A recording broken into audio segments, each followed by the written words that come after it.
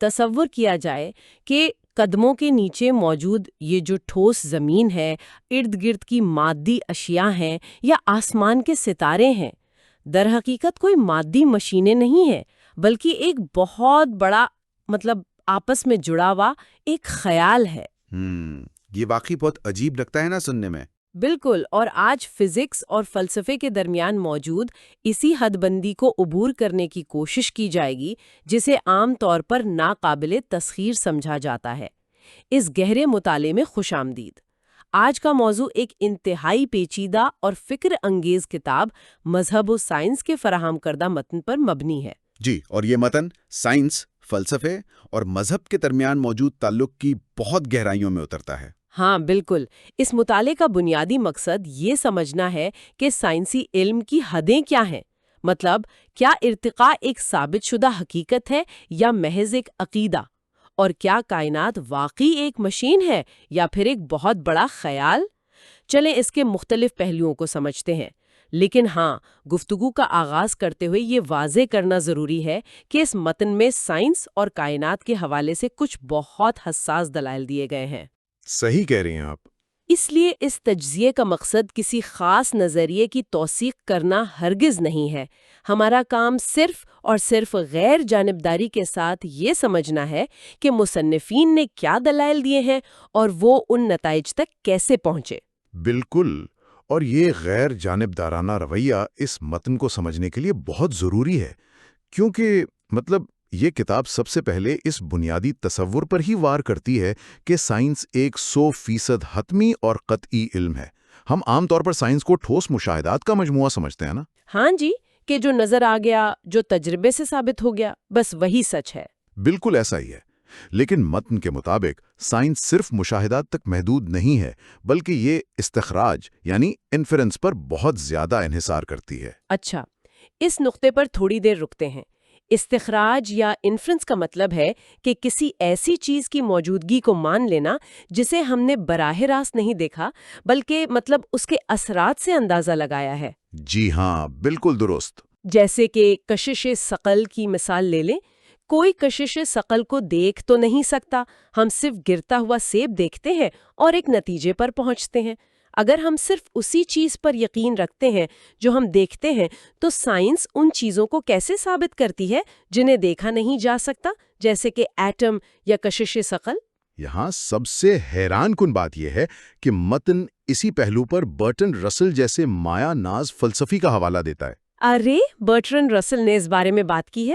جی بالکل، رسل کا استدلال یہ ہے کہ سائنسی نالج کا ایک بہت بڑا حصہ ان چیزوں پر کھڑا ہے جن کا براہ راست مشاہدہ ناممکن ہے، اور سائنسدانوں کو یہ مفروضے اس لیے ماننے پڑتے ہیں کیونکہ رسل کے قول مکمل شکوک و شبہات نفسیاتی طور پر ایک ناممکن عمل ہے۔ یعنی ہر چیز پر شک کرنا انسان کے بس میں ہی نہیں ہے۔ بالکل، اگر ایک سائنسدان ہر اس چیز پر شک کرنے لگ جائے جسے وہ براہ راست اپنی آنکھوں سے نہیں دیکھ سکتا، تو سائنس کا پورا ڈھانچہ وہی منہدم ہو جائے گا۔ تو اس کا مطلب ہے کہ سائنسی طریقہ کار میں بھی ایک طرح کا ایمان یا یقین شامل ہے، یعنی سائنسدان کو یہ یقین کرنا پڑتا ہے کہ اس کے حواس سے پرے بھی ایک حقیقت موجود ہے جو ان اثرات کو پیدا کر رہی ہے۔ درست کہا، اور یہی وجہ ہے کہ متن یہ دلیل پیش کرتا ہے کہ سائنس حقیقت کا صرف ایک جزوی علم فراہم کرتی ہے۔ Partial knowledge. جی، یہ ہمیں یہ تو بتا سکتی ہے کہ مادہ کیسے کام کر رہا ہے یا ایٹم کے اثرات کیا ہیں، لیکن چونکہ اس کی بنیاد میں ہی انفرنس شامل ہے، اس لیے یہ کائنات کی مکمل اور حتمی حقیقت کو 100% یقینی طور پر بیان کرنے کا دعویٰ نہیں کر سکتی۔ اچھا، اگر سائنس کی بنیاد ہی انفرنس پر ہے تو یہ سوال پیدا ہوتا ہے کہ حیاتیات کے ان نظریات کا کیا بنے گا جنہیں اکثر بالکل قطعی حقیقت سمجھ لیا جاتا ہے؟ یعنی اگر فزکس جیسے ٹھوس علم میں بھی جزوی علم کا اصول لاگو ہوتا ہے تو پھر نظریہ ارتقاء کے بارے میں مصنفین کیا کہتے ہیں؟ یعنی ایوولوشن کو ایک ثابت شدہ سائنسی حقیقت کے بجائے ایک مفروضہ یا متبادل عقیدہ قرار دیا گیا ہے۔ ایک منٹ، متبادل عقیدہ؟ عام طور پر تو ارتقاء کو ایک تسلیم شدہ سائنسی حقیقت سمجھا جاتا ہے، تو پھر اس متن میں اسے عقیدہ کیوں کہا جا رہا ہے؟ اس دعوے کی بنیاد جی سمپسن اور آر ایس لل جیسے سائنسدانوں کے حوالوں پر رکھی گئی ہے۔ مصنفین یہ دلیل دیتے ہیں کہ ارتقاء کے عمل میں خاص طور پر فوسل ریکارڈ کے اندر ابھی تک ایسی کئی گمشدہ کڑیاں موجود ہیں جو ایک نوع کے دوسری نوع میں تبدیل ہونے کے عمل کو حتمی طور پر ثابت نہیں کرتی۔ یعنی شواہد میں جھول موجود ہے، لیکن یہاں ایک بڑا سوال ذہن میں ابھرتا ہے۔ اگر فوسل ریکارڈ میں اتنی ہی خامیاں ہیں تو پھر سائنسی برادری نے اسے اتنی تیزی اور شدت سے کیسے قبول کر لیا؟ کیا متن یہ دعویٰ کر رہا ہے کہ سائنسدانوں نے جان بوجھ کر ان خامیوں کو نظر انداز کیا ہے؟ اس سے ایک اہم سوال پیدا ہوتا ہے کہ کیا بعض اوقات سائنسدان بھی اپنے ذاتی تعصبات کی بنیاد پر نظریات کو اپناتے ہیں؟ اور متن کی دلیل بالکل اسی طرف اشارہ کرتی ہے۔ اچھا، وہ کیسے؟ مصنفین کا کہنا ہے کہ مادہ پرستوں کے لیے ارتقاء کو اپنانا سائنسی سے زیادہ ایک فلسفیانہ مجبوری تھی، کیونکہ ارتقاء کا واحد متبادل تخلیق تھا، اور کسی خالق کا تصور مادہ پرست ذہن کے لیے کسی بھی صورت قابل قبول نہیں تھا۔ تو اس کی وجہ کیا تھی؟ مادہ پرستوں کو تخلیق کے تصور سے اتنا مسئلہ کیوں تھا؟ کیونکہ مادہ پرستی کا بنیادی اصول ہی یہی ہے کہ اس کائنات میں موجود ہر چیز کی وضاحت صرف اور صرف مادی اسباب کے ذریعے کی جانی چاہیے۔ اگر وہ تخلیق کو مان لیتے تو اس کا مطلب تھا کہ انہیں ایک ایسی طاقت کو تسلیم کرنا پڑتا جو مادے سے بالا تر ہے۔ ہاں، جو ان کے پورے فلسفیانہ نظام کو توڑ دیتا۔ بالکل، اس لیے متن کے مطابق ارتقاء کے ثبوت نامکمل ہونے کے باوجود اسے قبول کر لیا گیا، کیونکہ دوسرا راستہ ان کے عالمی تصور کو تباہ کر دیتا۔ اسی وجہ سے کتاب اسے ایک متبادل عقیدہ کہتی ہے۔ یہ ایک بہت گہرا نکتہ ہے۔ اس کا مطلب ہے کہ سائنسی عمل کبھی بھی خلا میں نہیں ہوتا۔ انسانوں کے اپنے اندرونی فلسفے اور عقائد ہوتے ہیں جو اس بات پر اثر انداز ہو سکتے ہیں۔ اور جب ہم اسباب کی اس کھوج میں نکلتے ہیں تو ایک اور بہت بنیادی قانون سامنے آتا ہے، علت و معلول کا قانون۔ Cause and effect. جی ہاں، کائنات کو سمجھنے کا سب سے بنیادی اصول۔ متن کے مطابق ہر معلول کی ایک علت ہوتی ہے، یعنی ہر نتیجے کا ایک سبب ہوتا ہے۔ یہ تو ایسا ہی ہے جیسے ڈومینوز کی ایک لمبی قطار گر رہی ہو۔ ہمیں نظر آ رہا ہے کہ ایک ڈومینو دوسرے کو گرا رہا ہے اور وہ تیسرے کو، لیکن سوال یہ ہے کہ اس پہلی قطار کو کس نے دھکا دیا؟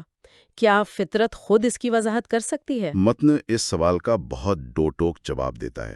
مصنفین واضح کرتے ہیں کہ فطرت صرف ایک حقیقت ہے، یہ کوئی وضاحت نہیں ہے۔ اچھا، یعنی فطرت ایک فیکٹ ہے، ایکسپلینیشن نہیں۔ جی بالکل، فطرت ہمیں صرف یہ بتاتی ہے کہ کائنات کس طرح چل رہی ہے۔ وہ ان ڈومینوز کے گرنے کے تسلسل کو بیان کرتی ہے، لیکن وہ اس سوال کا جواب نہیں دے سکتی کہ یہ ڈومینوز گرنا شروع کیوں ہوئے۔ یعنی فطرت ایک رول بک یا قواعد کی کتاب تو ہے، وہ یہ بتاتی ہے کہ چیزیں کیسے کام کر رہی ہیں، لیکن کیوں کام کر رہی ہیں اس کا جواب اس کے پاس نہیں ہے۔ بالکل، اور جب تک اس پہلی علت کو تسلیم نہ کیا جائے تب تک کائنات کے وجود کی حتمی توجیہاں پیش کرنا ناممکن ہو جاتا ہے۔ فطرت کو علت ماننا ایسا ہی ہے جیسے یہ کہا جائے کہ قانون خود بخود عدالت چلا رہا ہے۔ قانون موجود ہے لیکن اس کے پیچھے ایک شعور درکار ہے جو اس پر عمل درآمد کرواتا ہے۔ شعور، یہاں بات واقعی بہت دلچسپ ہو جاتی ہے، کیونکہ جب اس شعور کی بات آتی ہے تو متن کا وہ حصہ شروع ہوتا ہے جو سب سے زیادہ حیران کن ہے۔ ہم عام طور پر کائنات کو ایک بہت بڑی بے جان مادی مشین کے طور پہ تصور کرتے ہیں نا، نیوٹن کے دور سے یہی سنتے آئے ہیں ہم۔ لیکن کیا جدید فزکس بھی اب کائنات کو ایسے ہی دیکھتی ہے؟ نہیں، 20ویں صدی کی سائنس نے اس پرانے تصور کو جڑوں سے ہلا کر رکھ دیا۔ متن اس تبدیلی کو واضح کرنے کے لیے سر جیمز جینز کی مشہور کتاب دی مسٹیریس یونیورس کا حوالہ دیتا ہے۔ تو انہوں نے کیا کہا اس بارے میں؟ جیمز جینز اور آرتھر ایڈنگٹن جیسے ماہرین طبیعیات نے کائنات کا گہرا مطالعہ کرنے کے بعد یہ نتیجہ اخذ کیا کہ کائنات اب ایک عظیم مشین کے بجائے ایک عظیم خیال محسوس ہوتی ہے۔ ایک منٹ، یہاں ایک الجھن پیدا ہوتی ہے۔ ایک پتھر جو کہ ٹھوس مادہ ہے، وہ ایک خیال کیسے ہو سکتا ہے؟ پتھر کو سر پہ مارے تو چوٹ لگتی ہے، خیال سے تو چوٹ نہیں لگتی نا؟ جی، یہ الجھن بالکل فطری ہے۔ آرتھر ایڈنگٹن اس کی وضاحت اس طرح کرتے ہیں کہ جب ہم مادے کی گہرائی میں جاتے ہیں تو وہاں ہمیں وہ ٹھوس پن نظر نہیں آتا جو ہم عام زندگی میں محسوس کرتے ہیں۔ وہاں مادہ محض توانائی کے میدانوں، لہروں اور ریاضیاتی مساوات میں تبدیل ہو جاتا ہے۔ یعنی کوانٹم لیول پر چیزیں بالکل مختلف ہیں؟ بالکل۔ ایڈنگٹن اسے مائنڈ سٹف یا دماغی مادہ کہتے ہیں۔ ان کا کہنا ہے کہ جب ہم مادے کی اصل حقیقت تک پہنچتے ہیں تو وہ ہماری سوچ اور ریاضی کے اصولوں سے زیادہ مماثلت رکھتا ہے، نہ کہ کسی بے جان مشین کے پرزوں سے۔ ارے واہ!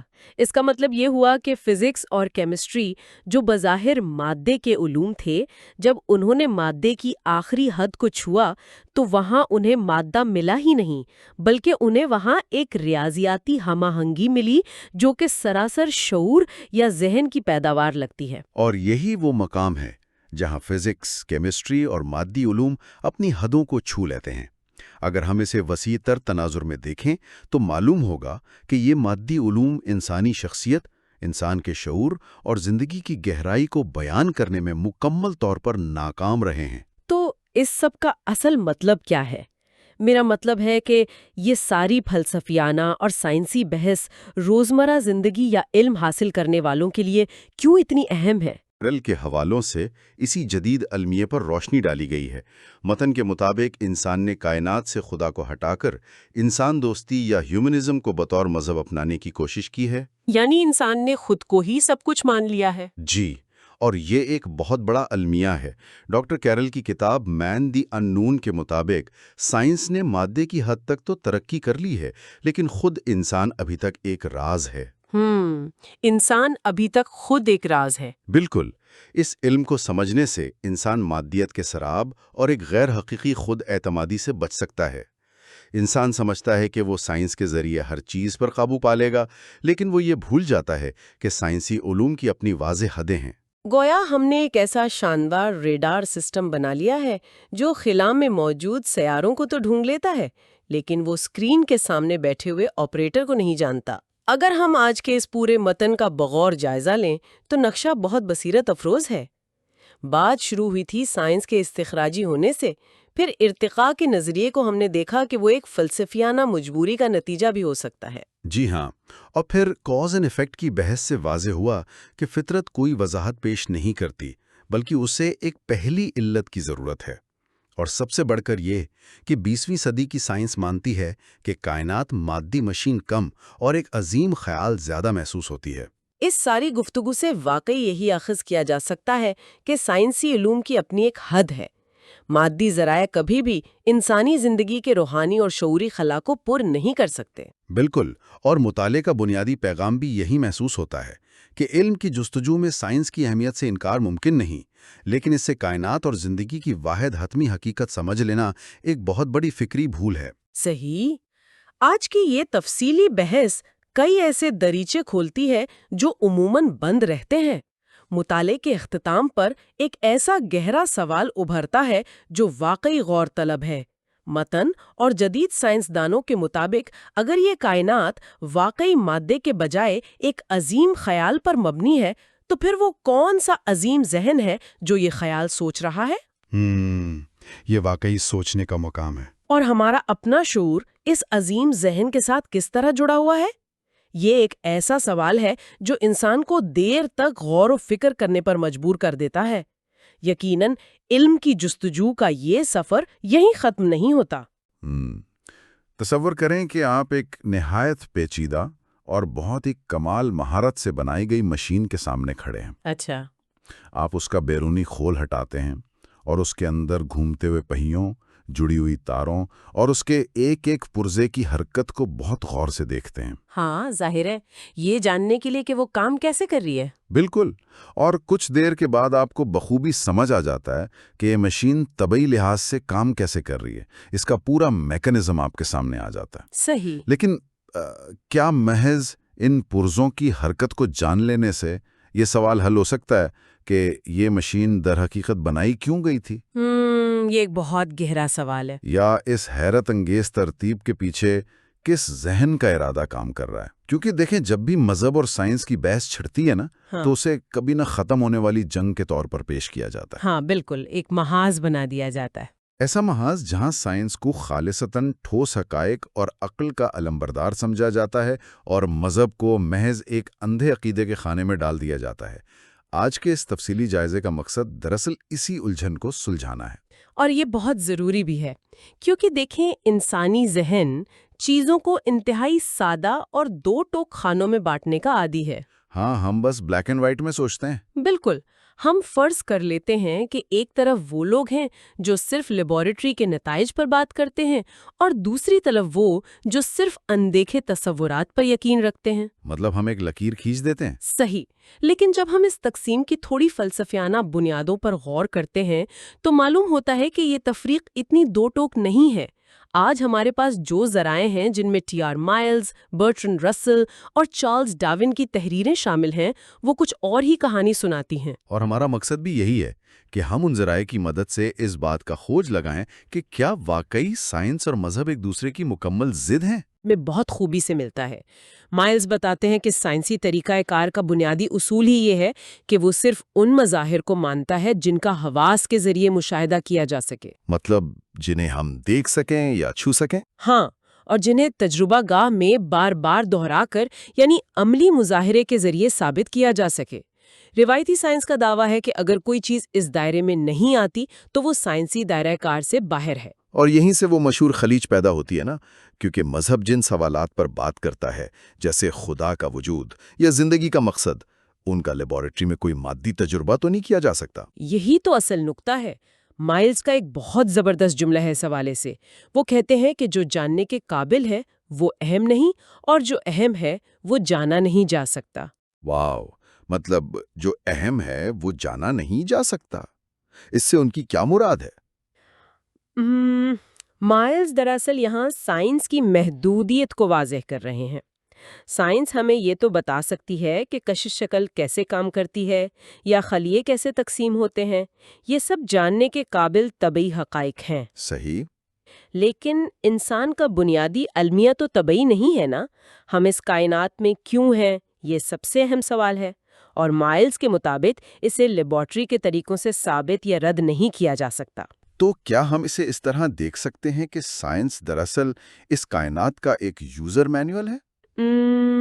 یوزر مینول کس طرح؟ میرا مطلب ہے ایک ایسا مینول جو صرف یہ بتاتا ہے کہ کائنات کے پرزے کیسے کام کرتے ہیں، جبکہ مذہب ہمیں یہ بتانے کی کوشش کرتا ہے کہ یہ مشین کیوں بنائی گئی۔ کیا ہم دونوں کے دائرے کار کو الگ الگ نہیں دیکھ سکتے؟ ہاں، میں متفق ہوں۔ آپ کی تشبیہ بالکل درست کام کرتی ہے کہ دونوں کے دائرے مختلف ہیں۔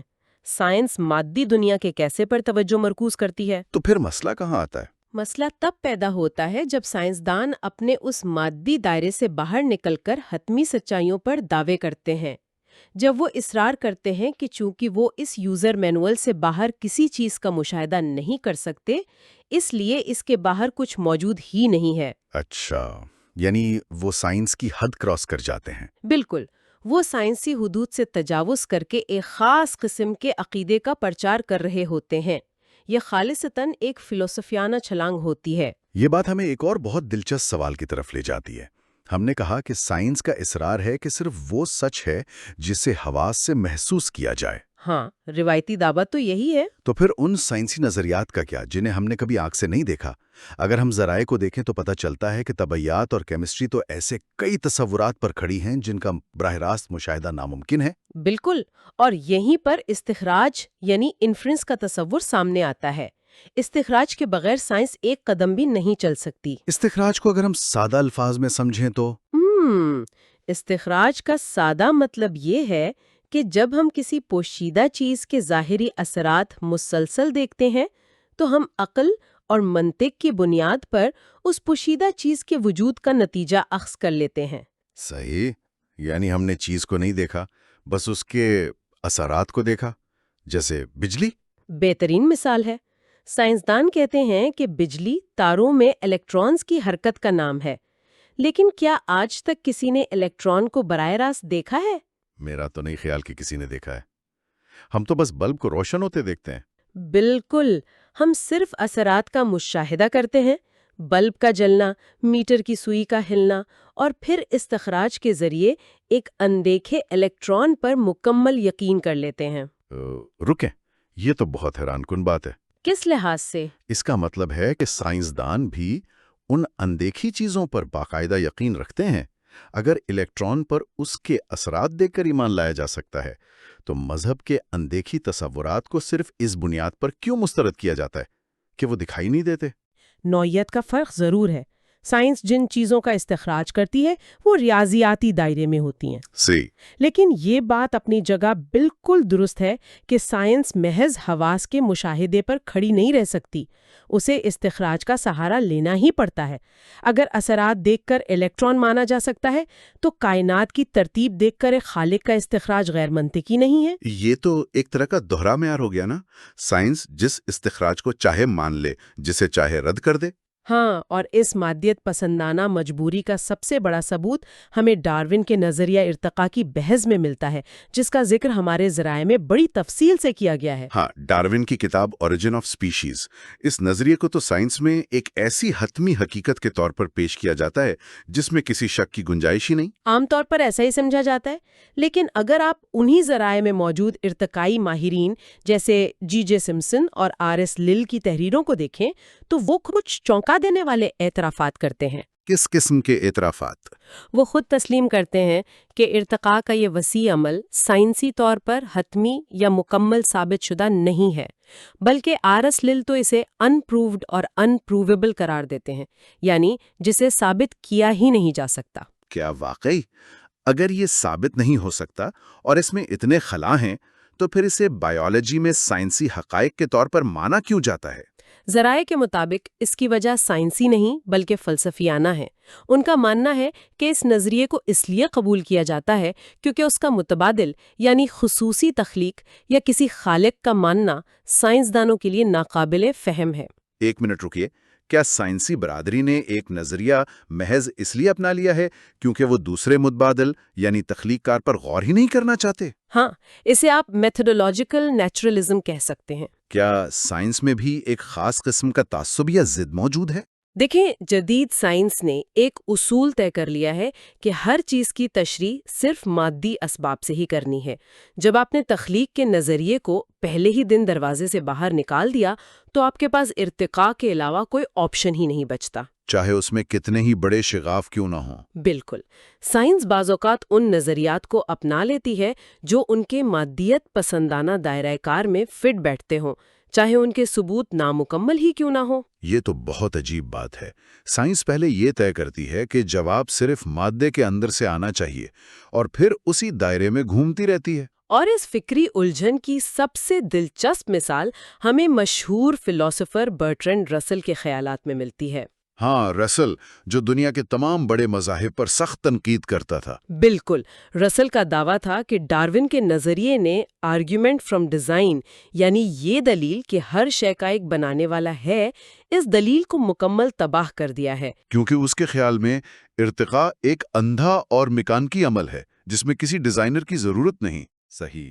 لیکن ذرائع بتاتے ہیں کہ رسل کے اپنے فلسفے میں ایک بہت بڑا تضاد موجود تھا۔ رسل ایک شدید تشکیک پسند یعنی اسکیپٹک انسان تھا۔ وہ تو اپنے حواس اور محسوسات تک کے وجود پر شک کرتا تھا۔ مطلب وہ اس بات پر بھی شک کرتا تھا کہ جو چیز وہ چھو رہا ہے وہ واقعی موجود ہے یا نہیں۔ ہاں، وہ ایک طرف تو مادی دنیا پر شک کرتا ہے، لیکن دوسری طرف بنا کسی ٹھوس ثبوت کے ارتقاء کے لاکھوں سال پرانے استخراجی نتائج ماننے پر مکمل مجبور ہے۔ یہ تو بہت بڑی فکری الجھن ہے۔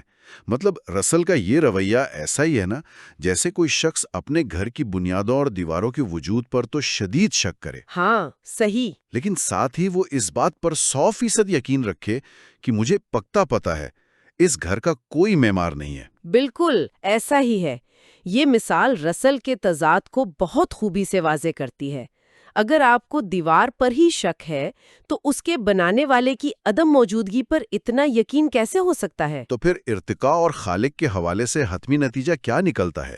کیا ارتقاء نے واقعی خالق کے تصور کو ختم کر دیا ہے؟ نہیں، میری نظر میں ایسا بالکل نہیں ہے۔ اگر ارتقاء کا عمل واقع ہوا بھی ہے تو طبعی قوانین بذات خود ایک خالق کے امکان کو رد نہیں کرتے۔ وہ کیسے؟ سوچے نا کہ وہ طبعی قوانین جنہوں نے اس ارتقاء کو ممکن بنایا وہ کہاں سے آئے؟ مادے کے اندر یہ خاصیت کہاں سے آئی کہ وہ خود کو منظم کر لے؟ یہ سب خود ایک نہایت پیچیدہ طریقہ کار ہو سکتا ہے جو کسی ماسٹر ڈیزائنر کی طرف اشارہ کر رہا ہو۔ واو، یہ تو ایک بالکل نیا زاویہ ہے۔ مطلب اگر نظام ارتقاء کے ذریعے چل بھی رہا ہے تو وہ ارتقاء کوئی اندھا حادثہ نہیں بلکہ خود ایک کمال درجے کی پروگرامنگ ہو سکتی ہے۔ بالکل، سائنس کا مقصد مادی حقیقتوں کو سمجھنا ہے، اور جب وہ اپنے دائرے میں رہتی ہے تو یہ ضروری نہیں کہ وہ مذہب کے متصادم ہو۔ صحیح۔ تو آج کے اس تفصیلی جائزے سے ہم چند بہت اہم نکات اخذ کر سکتے ہیں۔ جیسے کہ سب سے پہلی بات تو یہ کہ علم کے حصول میں چاہے وہ سائنس ہو یا مذہب، مشاہدے کے ساتھ ساتھ استخراج اور سوچنے سمجھنے کی ضرورت ہمیشہ رہتی ہے۔ ہاں، کوئی بھی علم صرف حواس پر کھڑا نہیں ہو سکتا۔ دوسری بات یہ کہ نظریہ ارتقاء سائنسی دنیا میں بڑے پیمانے پر قبول کیے جانے کے باوجود اپنے اندر کئی ایسے خلا رکھتا ہے جو فلسفیانہ اور سائنسی اعتبار سے حتمی نہیں ہیں۔ یہ ذرائع خود تسلیم کرتے ہیں۔ اور جیسا کہ ہم نے دیکھا، بعض اوقات انہیں صرف اس لیے تسلیم کیا جاتا ہے کیونکہ سائنسدان متبادل پر غور کرنے کو تیار نہیں ہوتے۔ بالکل، اور آج ہم سائنس اور مذہب کے اس فرق کو استخراج اور مشاہدے کے ترازو میں تول رہے ہیں۔ صحیح۔ لیکن اس سب کے بعد سننے والوں کے لیے ایک بہت گہرا سوال ذہن میں ابھرتا ہے۔ اگر ہماری سائنسی تفہیم یوں ہی مسلسل پھیلتی رہی اور ہم کائنات کی گہرائیوں میں مزید اترتے گئے تو پھر کیا ہوگا؟ تو کیا یہ ممکن ہے کہ ایک وقت ایسا آئے جب مستقبل کی سائنس خود ان اندیکھے سائنسی حقائق کی طرح ایک نامعلوم ڈیزائنر کی سائنسی گنجائش دریافت کر لے؟ یہ بہت فکر انگیز بات ہے۔ وہ ڈیزائنر جسے آج ہم صرف فلسفے اور عقیدے کی حد تک محدود سمجھتے ہیں، کیا کل کی سائنس اپنی مساوات اور اصولوں کو مکمل کرنے کے لیے اسے ایک ناگزیر سائنسی ضرورت کے طور پر تسلیم کر لے گی؟ اس بارے میں ضرور سوچئے گا۔ ہم صدیوں تک اس کائنات کو ایک بہت بڑی شاندار سی لیکن مکمل طور پر بے جان مشین سمجھتے رہے۔ ہاں بالکل، ایک ایسی مشین جس کے ہر پرزے، ہر گراری کا ایک طے شدہ کام ہے۔ بالکل، اور سائنسدانوں کا خیال تھا کہ اگر ہم اس مشین کے ہر حصے کو کھول کر دیکھ لیں تو ہم کائنات کا ہر راز جان جائیں گے۔ لیکن جب ہم نے ایک انتہائی طاقتور خوردبین کے ذریعے اس مشین کے سب سے چھوٹے اور اندرونی ترین پرزوں کو دیکھنا شروع کیا تو معلوم ہوا کہ وہاں تو کوئی پرزے ہیں ہی نہیں۔ مشین غائب ہو گئی۔ بالکل، مشین غائب ہو گئی۔ اور ہماری آج کی اس تفصیلی گفتگو میں ہم اسی حیران کن موڑ کا جائزہ لے رہے ہیں جہاں مادے پر کھڑی ہماری روایتی سائنس ٹوٹ پھوٹ کا شکار ہوتی ہے اور کائنات ایک مادی مشین کے بجائے ایک عظیم خیال کے روپ میں سامنے آتی ہے۔ صحیح۔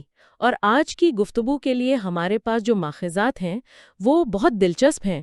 ہمارے پاس ایک تفصیلی مقالہ اور کچھ کتابی اقتباسات ہیں جو سائنس کی تاریخ، اس مشینی کائنات کے تصور اور انسانی شعور کے ارتقاء پر بحث کرتے ہیں۔ ہاں، اور آج کا ہمارا مشن بھی یہی ہے کہ سننے والوں کے لیے یہ واضح کیا جائے کہ کس طرح سائنس خود ارتقائی مراحل طے کرتے ہوئے کائنات کو ایک مشین سمجھنے کے بجائے ایک عظیم خیال یعنی گریٹ تھاٹ تسلیم کرنے کی طرف مائل ہوئی ہے۔ تو چلیں اس کو تھوڑا کھول کر دیکھتے ہیں۔ یہ جو پرانا مشینی تصور تھا کائنات کا، اس کی بنیاد کیا تھی؟ دیکھیں، یہ واقعی انسانی تاریخ کے سب سے بڑے فکری انقلابات میں سے ایک ہے۔ ہم نے ہمیشہ کائنات کو مادہ اور حرکت یعنی میٹر اور موشن کے عدسے سے دیکھا ہے۔ 19ویں صدی میں تو یہ تصور اپنے عروج پر تھا، پوری طرح چھایا ہوا تھا۔ ہاں، جیسے وہ فرانسیسی ریاضی دان تھے لاپلاس۔ بالکل، لاپلاس جیسے مفکرین کا تو یہ پختہ یقین تھا کہ کائنات میں جو کچھ بھی ہے وہ صرف اور صرف اندھے طبعی قوانین کا نتیجہ ہے۔ ان کے نزدیک کائنات بالکل ایک گھڑیال کی طرح تھی جسے بس ایک بار چابی دے دی گئی ہے اور اب وہ چل رہی ہے۔ صحیح۔ اور اسی حوالے سے میں دیکھ رہا تھا 1874 کی چیمبرز انسائکلوپیڈیا کا مطالعہ کریں تو وہاں قانون علت یا لا آف کازیشن پر بہت زیادہ زور نظر آتا ہے۔ ہاں، لا آف کازیشن۔ اس قانون کا سیدھا سا مطلب یہ تھا کہ کائنات میں ہونے والا ہر واقعہ کسی نہ کسی ٹھوس مادی وجہ کا نتیجہ ہے۔ ایک چیز نے دوسری کو دھکا دیا، دوسری نے تیسری کو، اور یوں کائنات کا نظام چل رہا ہے۔ Cause and effect. کوئی بھی چیز خود بخود یا بغیر کسی مادی وجہ کے حرکت نہیں کر سکتی تھی۔ ایگزیکٹلی۔ لیکن میرا سوال یہ ہے کہ پھر یہ اتنا پختہ اور سیدھا سادہ مشینی نظریہ بکھر کیوں گیا؟ وہ کیا لمحہ تھا جب سائنسدانوں کو احساس ہوا کہ کائنات ویسی نہیں ہے جیسی وہ سمجھ رہے تھے؟ تو یہاں جو بات سب سے زیادہ حیران کن ہے وہ یہ ہے کہ جدید فزکس اور خاص طور پر تابکار عناصر یعنی ریڈیو ایکٹیو مٹیریل کے دریافت نے اس تصور کو توڑ دیا۔ اچھا، ریڈیو ایکٹیو مٹیریل نے؟ ہاں، دیکھیے، جب ہم قانون علت کی بات کرتے ہیں تو ہم فرض کرتے ہیں کہ جب تک کسی چیز پر بیرونی طاقت اثر انداز نہ ہو وہ نہیں بدلے گی، لیکن ان تابکار عناصر نے اس اصول کی دھجیاں اڑا دیں۔ سائنسدانوں نے دیکھا کہ ریڈیم یا یورینیم جیسے عناصر کے ایٹم خود بخود ٹوٹ رہے ہیں۔ یعنی کوئی بیرونی فورس نہیں تھی ان پر؟ بالکل نہیں، اس کے پیچھے کوئی بھی بیرونی کاز یا مادی وجہ موجود نہیں تھی۔ یہ ایسا ہی تھا جیسے کوئی بغیر کسی وجہ کے اچانک حرکت میں آ جائے۔ ارے واہ، یہ تو واقعی پرانے اصولوں کے خلاف تھا۔ ہاں، اس سطح پر کاز اینڈ ایفیکٹ کا پرانا اصول بالکل ناکام ہو گیا۔ مادہ ویسا برتاؤ نہیں کر رہا تھا جیسا ایک بے جان مشین کے پرزوں کو کرنا چاہیے۔ تو اگر میں اسے ذرا پہلے والی گھڑی کی مثال سے سمجھوں نا، تو یہ ایسا ہی ہے کہ ہم نے گھڑی کو کھولا اور ہم توقع کر رہے تھے کہ ایک گراری دوسری گراری کو گھما رہی ہوگی۔ صحیح۔ لیکن ہم نے دیکھا کہ گراریاں ایک دوسرے کو چھوئے بغیر ہی حرکت کر رہی ہیں، اور وہ یہ فیصلہ خود کر رہی ہیں کہ انہیں کب گھومنا ہے اور کب رکنا ہے۔ کوئی دھکا نہیں، کوئی مادی کھچاؤ نہیں، بس ایک غیر متوقع اور پراسرار عمل۔ یہ واقعی سائنس کے لیے ایک بہت بڑا جھٹکا رہا ہوگا۔ بہت بڑا جھٹکا تھا، کیونکہ اگر کائنات وہ سیدھی سادھی مشین نہیں ہے تو پھر یہ کیا ہے؟ یہ سوال تو سائنس کی بنیادیں ہلا دینے کے لیے کافی تھا، اور اس سوال نے صرف مادی کائنات کو ہی نہیں بلکہ خود انسان کی حقیقت کو بھی سوالیہ نشان بنا دیا۔ انسان کی حقیقت کو کیسے؟ تھوڑا واضح کریں گی؟ دیکھیں، جب یہ ثابت ہونے لگا کہ کائنات صرف مادے کا اندھا کھیل نہیں ہے تو پھر انسان کیا ہے؟ کیا ہم صرف خلیوں اور کیمیائی مادوں کا مجموعہ ہے؟ اگر ہم فن، موسیقی اور تخلیق کی بات کریں تو کیا مائیکل اینجلو کے بنائے ہوئے شاہکار مجسمے یا باغ کی لکھی ہوئی لازوال دھنیں صرف زندہ خلیوں کی بے مقصد حرکت کا نتیجہ ہے؟ ایک مشینی کائنات میں تو ایسا ہی ہونا چاہیے کہ بس کیمیکلز مل کر کچھ کر رہے ہیں۔ بالکل، لیکن انسانی شعور اس سے کہیں زیادہ پیچیدہ ہے۔ ذرائع میں ایک بہت خوبصورت جملہ ہے کہ شخصیت تبدیلیوں کے درمیان غیر متبدل رہنے کا نام ہے۔ Personality is changelessness in change. کیا زبردست بات ہے! یہیں پر وہ شخصیت یا پرسنالٹی کا تصور سامنے آتا ہے۔ مطلب سائنس بتاتی ہے کہ ہمارا انسانی جسم مسلسل تبدیل ہو رہا ہے۔ ہمارے جسم کے خلیے مرتے ہیں، ان کی جگہ نئے خلیے لے لیتے ہیں۔ کچھ سالوں میں تو ہمارا پورا جسمانی مادہ ہی بدل چکا ہوتا ہے۔ ہاں، پورا جسم نیا ہو جاتا ہے۔ لیکن اس سب کے باوجود ایک چیز ہے جو نہیں بدلتی، اور وہ ہے ہمارا شعور، ہماری شخصیت۔ اگر ہمارا مادی وجود مکمل طور پر بدل جاتا ہے لیکن ہم وہی رہتے ہیں تو اس کا سیدھا سا مطلب ہے کہ ہماری حقیقت محض اس مادے تک محدود نہیں ہے۔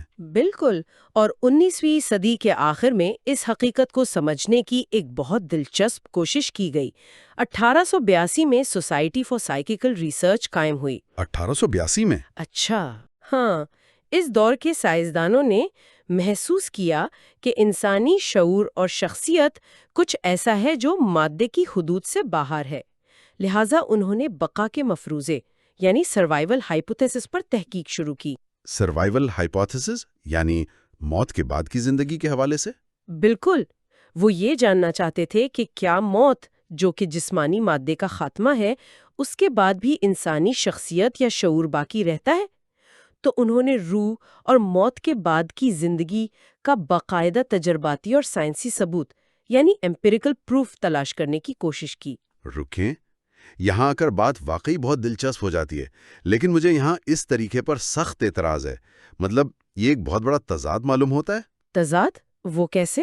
دیکھیں، ہم ایک طرف تو یہ تسلیم کر رہے ہیں کہ انسانی شعور اور کائنات کی اصل حقیقت مادی نہیں ہے، لیکن دوسری طرف ہم اسی غیر مادی چیز کو ٹیسٹ ٹیوبز، تجربہ گاہوں اور مادی پیمانوں سے ماپنے کی کوشش کر رہے ہیں۔ یہ ایک ویلڈ پوائنٹ ہے۔ یہ تو ایسا ہی ہے نا جیسے کوئی کہے کہ میں ایک خوبصورت نظم کا وزن کلوگرام میں کرنا چاہتا ہوں، یا کسی کے خواب کی لمبائی میٹرز میں ناپنا چاہتا ہوں۔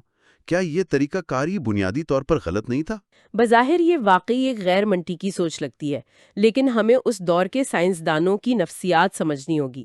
19ویں صدی کے آخر تک سائنس نے تھرموڈائنامکس، بجلی اور مادے کی دریافت میں اتنی شاندار کامیابیاں حاصل کر لی تھی نا کہ انہیں لگنے لگا تھا کہ کائنات کی ہر چیز، چاہے وہ کتنی ہی پراسرار کیوں نہ ہو، اسے تجربہ گاہ میں ثابت کیا جا سکتا ہے۔ یعنی ان کا اپنی سائنس پر کانفیڈنس بہت ہائی تھا۔ بالکل، ان کا ماننا تھا کہ اگر روح یا شعور کا وجود ہے تو وہ تبھی دنیا پر کوئی نہ کوئی ایسا اثر ضرور چھوڑے گا جسے ناپا جا سکے۔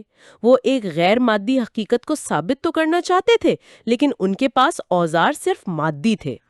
اوزار مادی تھے۔ ہاں، اور بعد میں انہیں خود بھی اس خامی کا شدت سے احساس ہوا۔ تو پھر انہوں نے اس الجھن کو کیسے سلجھایا؟ کیونکہ اگر آپ کسی چیز کو اپنے مادی اوزاروں سے نہیں ناپ سکتے تو اس کا یہ مطلب تو نہیں کہ وہ چیز وجود ہی نہیں رکھتی۔ یہ تو صرف آپ کے اوزاروں کی ناکامی ہے۔ بالکل صحیح کہا، اور یہی وہ مقام ہے جہاں مفکرین نے فطرت کو دیکھنے کا زاویہ بدلا۔ ذرائع سے ہمیں ایک بہت اہم اصول ملتا ہے، اور وہ یہ ہے کہ فطرت خود اپنی وضاحت نہیں کرتی، وہ خود اس بات کی محتاج ہے کہ اس کی وضاحت کی جائے۔ Nature does not explain, she is herself in need of an explanation۔ اچھا، فطرت وضاحت نہیں کرتی؟ ہاں، فطرت ایک حقیقت ہے، کوئی تشریح نہیں۔ سائنس ہمیں یہ بتاتی ہے کہ فطرت کیسے کام کرتی ہے، لیکن یہ نہیں بتاتی کہ وہ کیوں کام کرتی ہے اور اس کے پیچھے مقصد کیا ہے۔ اسے میں ایک مثال سے سمجھانا چاہوں گا۔ فرض کریں ہمیں صحرا کے بیچوں بیچ ایک بہت شاندار لکھی ہوئی کتاب مل جائے۔ صحیح۔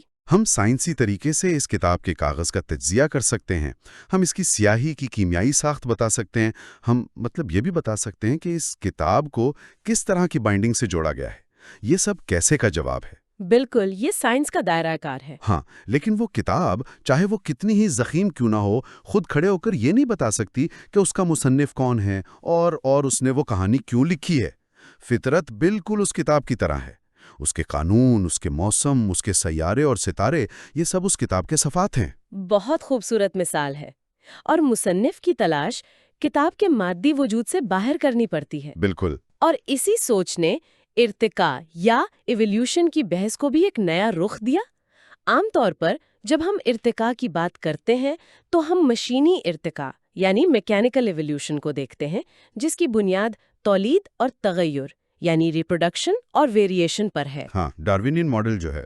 بالکل، لیکن جب ہم آپ والی کتاب کے اصول کو ذہن میں رکھتے ہیں تو مشینی ارتقاء کے ساتھ ساتھ تخلیقی ارتقاء یا کریشنل ایولیوشن کا تصور بھی سامنے آتا ہے۔ جان ولسن کی کتاب کا حوالہ دیا گیا ہے ہمارے ذرائع میں، جہاں اس پر بہت گہری بات کی گئی ہے۔ ہاں، جان ولسن کی وہ مثال بہت دلچسپ ہے جہاں وہ کشش ثقل اور سمندر کی لہروں کا ذکر کرتے ہیں۔ روایتی سائنسی سوچ یہ تھی کہ چونکہ ہم نے یہ دریافت کر لیا ہے کہ سمندر میں لہریں اور مد و جزر چاند کی کشش ثقل کی وجہ سے آتے ہیں، اس لیے اب ہمیں اس نظام کو چلانے کے لیے کسی خدا یا خالق کے تصور کی ضرورت نہیں رہی۔ یعنی میکینزم مل گیا تو خالق کی ضرورت ختم۔ بالکل، ہم نے میکینزم تلاش کر لیا، اس لیے ہم نے خالق کو خارج کر دیا۔ لیکن یہ تو عجیب سی منطق ہے۔ ہاں، اور تخلیقی ارتقاء کا نظریہ اس استدلال کو رد کرتا ہے۔ اگر ہم جان گئے ہیں کہ کشش ثقل لہروں کا سبب بنتی ہے تو اس کا یہ مطلب ہرگز نہیں کہ کائنات کا کوئی خالق نہیں ہے، بلکہ زیادہ منطقی نتیجہ یہ نکلتا ہے کہ وہ خالق انہی طبعی اسباب اور قوانین کے ذریعے کائنات کا نظام چلا رہا ہے۔ یعنی سائنس صرف ان اوزاروں کی نشاندہی کرتی ہے، لیکن ان اوزاروں کو استعمال کرنے والے کا انکار نہیں کر سکتی۔ وہ یہ بتاتی ہے کہ برش کیسے چل رہا ہے اور رنگ کینوس پر کیسے لگ رہے ہیں، لیکن وہ پینٹر کی موجودگی کو غلط ثابت نہیں کر سکتی۔ بالکل، بہت خوب۔ اور یہ بحث اس وقت اپنی انتہا کو پہنچتی ہے جب ہم 20ویں صدی میں داخل ہوتے ہیں، جب جدید فزکس اور کوانٹم میکینکس نے دنیا کو حیران کر دیا۔ ہاں، وہ تو ایک الگ ہی دنیا تھی۔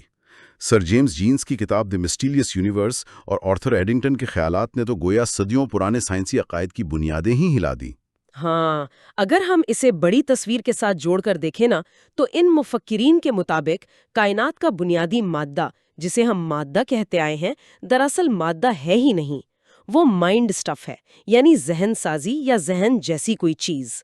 اقتباس کے مطابق the universe is a universe of thought, یعنی کائنات دراصل خیالات کی کائنات ہے، اور اس کی حتمی نوعیت ذہنی یا مینٹل ہے۔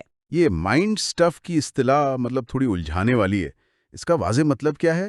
کیا سائنسدان یہ کہہ رہے تھے کہ کائنات کوئی مادی حقیقت نہیں بلکہ صرف ایک وہم ہے؟ وہم نہیں، وہم لینا غلط ہوگا، لیکن اس کی نیچر ذہنی ہے۔ اسے یوں سمجھیں کہ کلاسیکل فزکس کا ماننا تھا کہ کائنات کے ذرات ٹھوس اینٹوں کی طرح ہیں، لیکن کوانٹم فزکس نے دکھایا کہ کائنات کا وجود اور اس کا برتاؤ ایک باشعور مشاہدہ کرنے والے سے جڑا ہوا ہے۔ اچھا، یعنی جب تک مشاہدہ نہ ہو وہ متعین نہیں ہوتے۔ بالکل، کائنات صرف مادے کی کائنات نہیں بلکہ خیالات کی کائنات ہے۔ تو اگر کائنات کی بنیاد خیالات پر ہے تو سر جیمز جینز کا وہ قول کتنا باوزن ہو جاتا ہے کہ اگر یہ خیالات کی کائنات ہے تو اس کی تخلیق بھی کسی سوچنے والے یعنی میتھمیٹیکل تھنکر کا ہی کام ہو سکتا ہے۔ ہاں، ایک عظیم ذہن۔ بالکل، کائنات اتفاقاً بن جانے والی کسی عظیم مشین کے بجائے ایک عظیم خیال یعنی گریٹ تھاٹ کے زیادہ قریب محسوس ہوتی ہے۔ اور یہی وہ مقام ہے جہاں واقعی فزکس اور فلسفے کی سرحدیں ختم ہو جاتی ہیں۔ تو اس تمام سفر کے بعد ایک سوال نہ ذہن میں ابھرتا ہے اور میں چاہوں گا کہ ہم گفتگو کو اب سمیٹنے کی طرف لائیں۔ اس سب کا آخر مطلب کیا ہے؟ کیا پچھلی 3 صدیوں کی سائنس غلط تھی؟ ایسا بالکل نہیں ہے۔ سائنس غلط نہیں تھی، بلکہ سائنس کی اپنی کچھ حدود ہیں، limitations of science. Martin white اور دیگر مفکرین کے حوالے سے بات ہوتی ہے کہ سائنس ہمیں حقیقت کا صرف ایک جزوی علم دیتی ہے۔ Science gives us but a partial knowledge of reality۔ جزوی علم یعنی پوری تصویر نہیں دکھاتی؟ بالکل، سائنس صرف ان چیزوں سے نمٹ سکتی ہے جو مکانی جہتوں یعنی اسپیشل ڈائمینشنز میں موجود ہوں اور تبھی عوامل کو بیان کر سکتی ہے۔ لیکن کائنات کے اصل مقصد یا حتمی حقیقت، جسے ہم آبجیکٹیو کاؤنٹر پارٹ کہتے ہیں، اس تک سائنس کی رسائی نہیں ہے۔ اور اسی حوالے سے میں ذرائع میں دیکھ رہا تھا، اے وی ہلز کا ایک حوالہ ہے کہ سائنسدان بھی تو آخر انسان ہے نا، وہ بھی تعصبات کا شکار ہو سکتے ہیں۔ ہاں، انہوں نے بڑا اہم نقطہ اٹھایا ہے۔ سائنسدانوں نے ایک طویل عرصے تک کائنات کو ایک اندھی مشین ثابت کرنے کی کوشش کی، کیونکہ وہ مادی دائرے سے باہر سوچنا ہی نہیں چاہتے تھے۔ لیکن اب خود سائنس نے ہی انہیں مجبور کر دیا ہے کہ وہ اس مادی تعصب سے باہر نکلیں۔ زبردست۔ تو اگر ہم آج کی اس پوری گفتگو کا خلاصہ کریں، اس کا نچوڑ نکالیں، تو آج کے مطالعے سے یہ بات بڑی واضح ہو کر سامنے آئی ہے کہ مادی سائنس اور مذہب کے درمیان کوئی تصادم ضروری نہیں ہے۔ بالکل کوئی تصادم نہیں ہے۔ بلکہ سائنس خود جب گہرائی میں جاتی ہے تو وہ کائنات کو ایک اندھی مشین کے بجائے ایک سوچے سمجھے منصوبے کے طور پر دیکھنے لگتی ہے، اور یہ ایک بہت بڑی شفٹ ہے۔ ہاں، یہ سائنس کی پختگی کی نشانی ہے کہ وہ اب زیادہ کھلے ذہن کے ساتھ کائنات کے اسرار کو تسلیم کر رہی ہے۔ بالکل۔ اور چلتے چلتے سننے والوں کے لیے ایک حتمی اور سوچنے پر مجبور کر دینے والا سوال، ایک پرووکیٹو تھاٹ چھوڑ کر جانا چاہوں گا۔ اگر کائنات واقعی ایک عظیم مشین کے بجائے ایک عظیم خیال ہے، تو کیا ہمارا انسانی شعور اور ہمارے یہ خیالات اس کائنات کے خالق کے ساتھ براہ راست کسی اندیکھے نیٹ ورک سے جڑے ہوئے ہیں؟ یہ بہت گہری بات ہے۔ کیا ایسا تو نہیں کہ ہم کائنات کو نہیں بلکہ کائنات ہمارے ذریعے خود کو جاننے کی کوشش کر رہی ہے؟ ارے واہ، یہ واقعی انسان کو ایک نیا تناظر دیتا ہے اپنے وجود پر غور کرنے کا۔ بالکل، اور ہم اسی تجسس، اسی حیرت کے ساتھ آج کی گفتگو کا اختتام کرتے ہیں، تاکہ اس موضوع پر غور و فکر کا سلسلہ یوں ہی چلتا رہے۔ اور آج کے اس تفصیلی جائزے میں ہم ایک بہت ہی بنیادی اور کسی حد تک چبھتی ہوئی الجھن پر بات کرنے والے ہیں۔ بالکل، اور یہ الجھن دراصل ہم انسانوں کی اپنی ہی ذات کے بارے میں ہے۔ ہاں، مطلب حیرت ہوتی ہے نا کہ ہم اربوں نوری سال دور موجود کہکشاؤں کا نقشہ تو بڑی آسانی سے بنا لیتے ہیں۔ صحیح بات ہے۔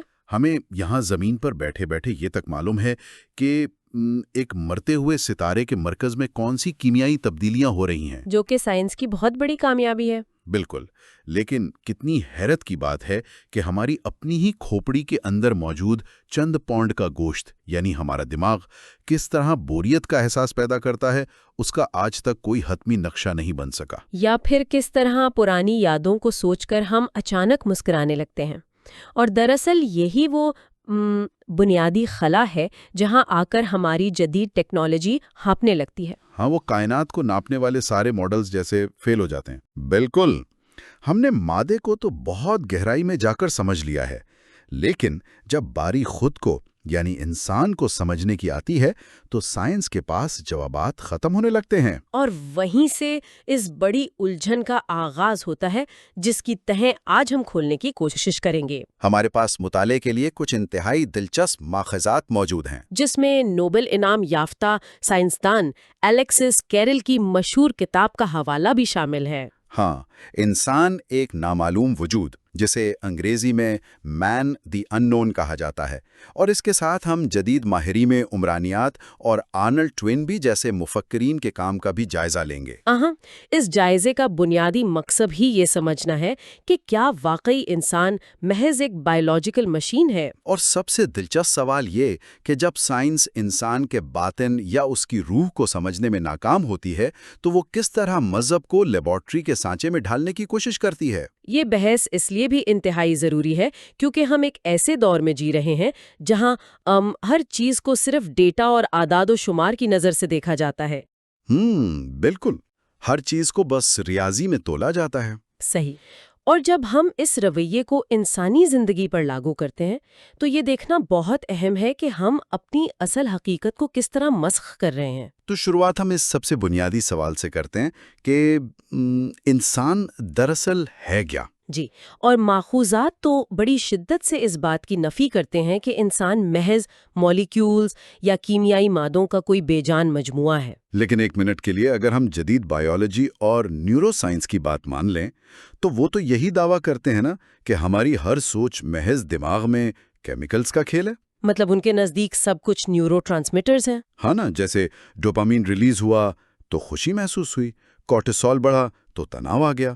تو پھر کیا ہم واقعی ایک انتہائی پیچیدہ قسم کی مشین سے کچھ زیادہ ہیں؟ دیکھیں، یہ سوچنا کہ انسان محض کیمیکلز کا ایک فارمولا ہے دراصل ایک بہت ہی سطحی اپروچ ہے۔ اچھا، وہ کیسے؟ اگر ہم انسان کو صرف کیمسٹری کی نظر سے دیکھیں گے تو ہم اس کی حقیقت کا ایک بہت بڑا حصہ نظر انداز کر دیں گے۔ الیکسس کیرل کے کام کو اگر غور سے پڑھا جائے تو وہ ایک بہت ہی زبردست تصور پیش کرتے ہیں۔ کس طرح کا تصور؟ وہ اسے طبعی وقت اور نفسیاتی وقت کے موازنے سے سمجھاتے ہیں، مطلب فزیکل ٹائم اور سائیکولوجیکل ٹائم۔ طبعی اور نفسیاتی وقت، مطلب ایک گھڑی کا وقت اور دوسرا ہمارے دماغ کا وقت۔ بالکل درست۔ طبعی وقت یا فزیکل ٹائم وہ ہے جو کائنات کے مادی قوانین کے تابع ہے، جسے ہم سب گھڑیوں سے ناپتے ہیں، منٹوں اور سیکنڈز میں۔ ہاں، اور ہر سیکنڈ کی لمبائی بالکل ایک جیسی ہوتی ہے۔ صحیح، لیکن انسان صرف اس طبعی وقت میں قید نہیں ہے۔ ہمارا ایک اندرونی باطنی وقت بھی ہوتا ہے جسے نفسیاتی وقت کہا جاتا ہے، جو شاید ہماری کیفیتوں کے حساب سے چلتا ہے۔ ہاں، یہ ہماری اندرونی خوشی یا غمی کے لحاظ سے بدلتا رہتا ہے۔ ہاں، اس کی تو ہم روزمرہ زندگی میں بڑی عام سی مثالیں دیکھتے ہیں، جیسے فرض کریں اگر کسی انتہائی بورنگ میٹنگ میں پھنسے ہوں تو 10 منٹ بھی 2 گھنٹے محسوس ہوتے ہیں۔ ارے بالکل، وہ وقت کٹتا ہی نہیں ہے۔ اور دوسری طرف اگر کوئی بہت ہی دلچسپ کام کر رہے ہوں یا کسی دوست سے بات کر رہے ہوں تو گھنٹوں کا پتہ ہی نہیں چلتا، وقت جیسے پر لگا کر اڑ جاتا ہے۔ اور یہی تو وہ اہم ترین نقطہ ہے۔ اگر انسان واقعی محض ایک مشین ہوتا تو مشین کے لیے وقت کا احساس کبھی تبدیل نہیں ہوتا۔ ایک کمپیوٹر تو کبھی بور نہیں ہوتا نا؟ بالکل نہیں، اس کا پروسیسر طبعی وقت کے مطابق ہی ٹک ٹک کر کے چلتا رہتا ہے۔ لیکن انسان کا یہ جو نفسیاتی وقت ہے، اسے آپ کسی ٹیسٹ ٹیوب میں نہیں ڈال سکتے۔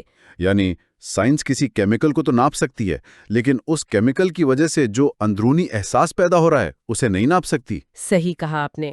اس احساس کے نتیجے میں وقت تیزی یا سستی سے گزرنے کا جو تجربہ ہے اسے سائنس کے کسی بھی ریاضیاتی پیمانے پر تولا نہیں جا سکتا۔ لیکن یہاں ایک پش بیک بھی تو آ سکتا ہے۔ کیا آج کے نیورو سائنسدان یہ نہیں کہہ سکتے کہ ہم MRI مشینوں کے ذریعے دماغ کے ان حصوں کو اسکرین پر دیکھ لیتے ہیں جو خوشی کے وقت روشن ہوتے ہیں؟ ہاں، وہ فنکشنل MRI کی بات کرتے ہیں۔ تو کیا تکنیکی طور پر ہم نے اس اندرونی احساس کی پیمائش نہیں کر لی؟ یہ واقعی بہت زبردست سوال ہے، مگر یہاں ایک بہت باریک لیکن بنیادی فرق ہے۔ وہ کیا؟ MRI مشین صرف دماغ کے اس حصے کی نشاندہی کرتی ہے جہاں خون کی گردش بڑھی ہے یا جہاں بجلی کے سگنل پیدا ہوئے ہیں۔ مطلب وہ صرف لوکیشن بتاتی ہے؟ بالکل، وہ مشین صرف یہ بتا سکتی ہے کہ دماغ میں کہاں کچھ ہو رہا ہے، لیکن وہ یہ ہرگز نہیں بتا سکتی کہ اس وقت انسان کے اندر اس کی کیفیت کیا ہے۔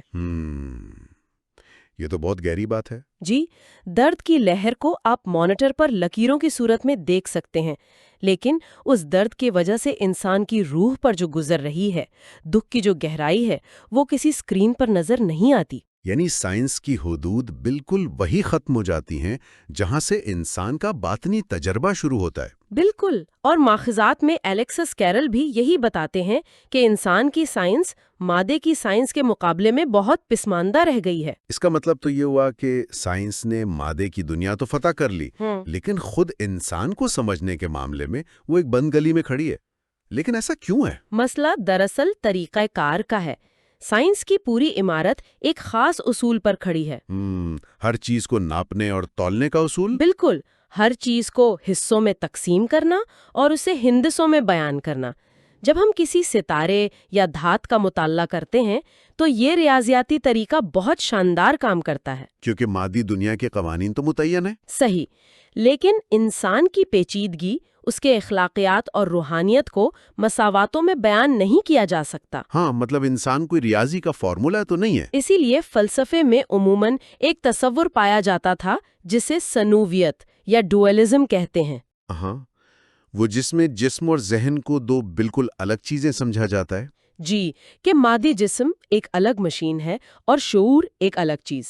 لیکن کیرل کہتے ہیں کہ یہ ڈوئلزم کا ماڈل انسان کو سمجھنے کے لیے قطعی طور پر غلط ہے۔ اچھا، تو پھر صحیح ماڈل کیا ہے؟ ان کے مطابق انسان ایک مکمل، ناقابل تقسیم وحدت ہے۔ آپ جسم اور روح کو الگ خانوں میں رکھ کر نہیں پڑھ سکتے۔ ماخذ میں انسانی خون یعنی بلڈ سیرم کی مثال دی گئی ہے۔ Blood serum? بظاہر تو خون ایک مادی سیال ہے نا؟ بالکل مادی ہے، لیکن خون کی کیمسٹری اور انسان کے شعور کے درمیان ایک ایسا پراسرار تعلق ہے جسے مشینوں سے نہیں سمجھا جا سکتا۔ جیسے کسی بہت بڑی پریشانی یا صدمے کا اثر فوراً ہمارے جسم پر پڑتا ہے۔ صحیح، ایک شدید نفسیاتی صدمہ خالصتاً غیر مادی چیز ہے، لیکن وہ فوراً جسم کی مادی کیمسٹری کو بدل دیتا ہے۔ آپ ان دونوں کو الگ کر ہی نہیں سکتے۔ یہ بات واقعی سوچنے پر مجبور کر دیتی ہے۔ مادہ تو بے جان ہے، پانی کے قطرے کا اپنا کوئی ارادہ نہیں ہوتا، وہ کشش ثقل کا پابند ہے۔ ہاں، وہ تو بس فزکس کے قوانین پر چلتا ہے۔ لیکن انسان کے پاس ارادہ ہے، اور ارادے کی تو آج تک کوئی سائنسی مساوات ایجاد نہیں ہوئی۔ اور یہی سائنس کی سب سے بڑی حد بندی ہے۔ لیکن مجھے ماخوذات پڑھ کر ایک حیرت بھی ہوئی۔ جب سائنس انسان کی روحانیت کو سمجھنے میں ناکام رہی تو اس نے ہار نہیں مانی، بلکہ ایک متبادل پیش کرنے کی کوشش کی۔ جی ہاں، اور یہیں سے اس بحث کا رخ ایک انتہائی دلچسپ موڑ لیتا ہے۔ جدید مفکرین جیسے سی اے کولسن کا نظریہ پڑھ کر تو ایک عجیب سی سوچ سامنے آتی ہے۔ ان کا ماننا ہے نا کہ پرانے مذہبی عقائد اب سائنسی کسوٹی پر پورے نہیں اترتے۔ بالکل، تو وہ کہتے ہیں کہ اب سائنس کا اگلا بڑا کام یہ ہے کہ انسانیت کے لیے ایک نیا مذہب تخلیق کرے، ایک ایسا مذہب جس کا مرکز خدا کے بجائے انسان ہو، جسے وہ ہیومنزم یا ایک خدا کے بغیر مذہب مطلب گاڈ لیس ریلیجن کا نام دیتے ہیں۔ مجھے تو یہ پڑھ کر شدید الجھن ہوئی۔ کیسی الجھن؟ مطلب کیا سائنس واقعی کسی لیبارٹری میں بیٹھے بیٹھے کوئی مذہب ایجاد کر سکتی ہے؟ مذہب کا تو بنیادی مقصد ہی یہ رہا ہے کہ وہ انسانی فہم سے بالا تر کسی ہستی سے جڑا ہو۔ ایک ایسا مذہب جس میں خدائی نہ ہو، وہ کیسے کام کرے گا؟ یہ تضاد ہمیں اس لیے محسوس ہوتا ہے کیونکہ ہم مذہب کو روایتی عینک سے دیکھ رہے ہیں۔ جدید سائنس اور عمرانیات کا نظریہ دراصل مذہب کو کوئی آسمانی سچائی مانتا ہی نہیں ہے۔ اچھا، تو وہ مذہب کو کیا سمجھتے ہیں؟ وہ اسے محض انسان کی ایک نفسیاتی اور سماجی ضرورت کے طور پر دیکھتے ہیں۔ نفسیاتی ضرورت؟ کیا اس کا مطلب یہ ہے کہ مذہب کو صرف ایک ارتقائی ٹول سمجھا جاتا ہے جس نے انسانوں کو پرانے زمانوں میں اکٹھا رہنے میں مدد دی؟ بالکل اسی طرح ان کے نزدیک انسانوں کو معاشرے میں جڑے رہنے اور اخلاقیات پر عمل کرنے کے لیے کچھ اصولوں کی ضرورت تھی، تو انہوں نے خدا اور مذہب کا تصور خود ہی تخلیق کر لیا۔ مطلب ان کے خیال میں مذہب خدا نے نہیں دیا، انسان نے خود بنایا ہے۔ صحیح۔ اور اب وہ کہتے ہیں کہ چونکہ سائنسی دور آ گیا ہے تو ہم مذہب کے سماجی فائدے کو تو برقرار رکھیں، لیکن اس میں سے اندیکھی ہستی کا تصور نکال دیں۔ تو وہ مذہب کے ڈھانچے کو بس ایک چھلکے کی طرح رکھنا چاہتے ہیں تاکہ لوگ کنٹرول میں رہیں، اور اندر سے روح کو نکالنا چاہتے ہیں۔ جی، ایک نیا ضابطہ جس کا معبود انسان کی اپنی فلاح ہو۔ لیکن اگر اس کے عملی پہلو پر غور کیا جائے تو کیا کوئی لیبارٹری میں بنا ہوا یہ کھوکھلا مذہب لوگوں کو اخلاقیات کا پابند کر سکتا ہے؟ یہی تو سب سے بڑا سوال ہے۔ میرا مطلب ہے، اگر معاشرے کو پتا ہو کہ یہ اصول بس چند مفکرین نے اپنی سہولت کے لیے تراشے ہیں، تو کوئی شخص ان اصولوں کے لیے قربانی کیوں دے گا؟ اور دراصل یہی اس نظریے کی سب سے بڑی خامی ہے۔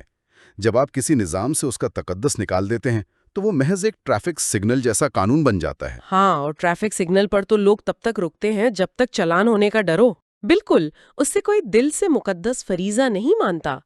ایک خدا کے بغیر مذہب وقتی طور پر تو شاید اچھا لگے، لیکن وہ انسانوں کے اندر وہ جذباتی اور روحانی تعلق پیدا ہی نہیں کر سکتا جو تاریخ میں لوگوں سے اتنی بڑی بڑی قربانیاں دلواتا رہا ہے۔ صحیح کہا آپ نے، اور یہ بحث ہمیں براہ راست آرنلڈ ٹوائنبی کے خیالات کی طرف لے جاتی ہے۔ ہاں، ماخذ میں ان کی کتاب an historians approach to religion کا بہت گہرا حوالہ موجود ہے۔ ٹوائنبی کا نظریہ بھی اسی سائنسی سوچ کی بازگشت ہے۔ وہ کہتے ہیں کہ مذہبی حقائق اور نبوت کوئی بیرونی سچائی نہیں، بلکہ یہ محض انسان کے تحت شعور کی شاعرانہ سچائی ہے۔ تحت الشعور کی شاعرانہ سچائی، مطلب poetic truth of the sub conscious. بالکل، ان کے نزدیک خدا کوئی حقیقی وجود نہیں ہے، بلکہ بس انسان کی ایک داخلی کیفیت یا ایک خوبصورت الہام ہے۔ ہاں، جب میں نے یہ پڑھا تو میرے ذہن میں ایک بڑی دلچسپ مثال آئی۔ اچھا، وہ کیا؟ فرض کریں کوئی فزکس کا پروفیسر آئے اور کہے کہ کشش ثقل یعنی گریوٹی کائنات کی کوئی اصل حقیقت نہیں ہے، بلکہ یہ تو بس نیوٹن کے ذہن میں آنے والی خوبصورت نظم تھی۔ ارے واہ، یہ مثال تو بہت ہی زبردست اور برمحل ہے۔ ہے نا؟ مطلب کیا یہ مذہب کے تصور کے ساتھ ایک قسم کا مذاق نہیں ہے؟ بالکل ہے، اور اس سے وہ بنیادی فرق بالکل واضح ہو جاتا ہے۔